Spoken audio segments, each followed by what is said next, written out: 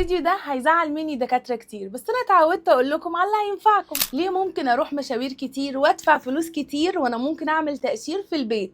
اكتشفت لكم من ترنديفا اللي احنا ممكن نعمل تقشير منزلي، وكمان من تاني يوم نقدر ننزل الشارع عادي ونتعامل مع الناس.